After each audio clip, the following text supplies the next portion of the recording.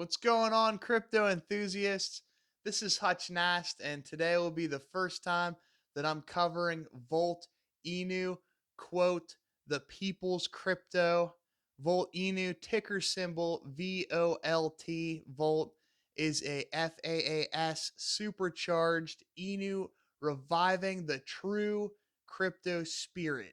Join us, sit back, and enjoy the burns, utility, and memes. So, what's in FAAS?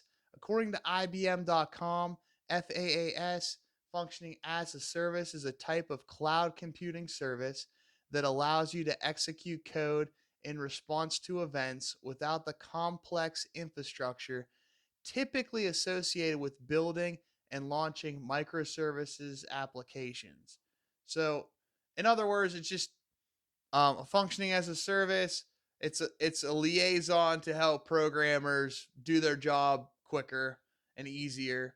Kind of skip a step because they would actually essentially like run code or write code for you, and then that can just be like dropped on top of whatever you're building.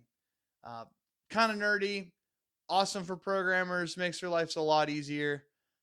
Volt Inu, according to their website, is a hyper-deflationary token whose aim is to invest in multiple asset classes such as NFTs, nodes, altcoins, staking, and farming of stablecoins. The investment diversification allows to mitigate the risk that taking while taking advantage of possible non-correlated growth of trending asset classes. So essentially, what they're looking to do with Volt, it could be looked at as a quote safer investment, such as a mutual fund or an index fund, because you'd have a lot more diversification and a lot more exposure to more things rather than just purchasing like just one form of cryptocurrency.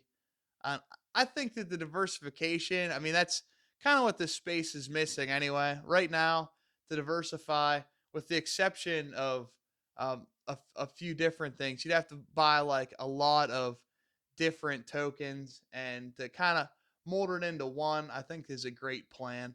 Since Volt is intended to be hyperdeflationary token, profits made on treasury investment are then used to buy back and burn Volt tokens.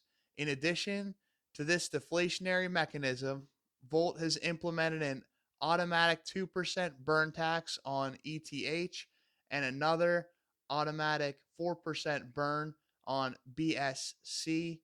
The merger of these mechanisms guarantees a continuous rising floor price due to decrease of circulating supply.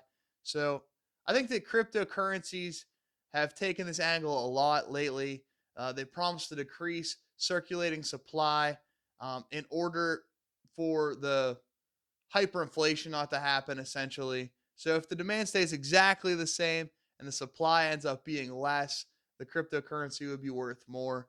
I think that's a good angle. Not a bad angle at all. I think that a lot of cryptocurrencies have actually been taking that angle. And I don't know if you missed it, but since they have tokenomics for both ETH and BSC, it's actually on both blockchains, which I also think is good because you get more exposure to more users that way.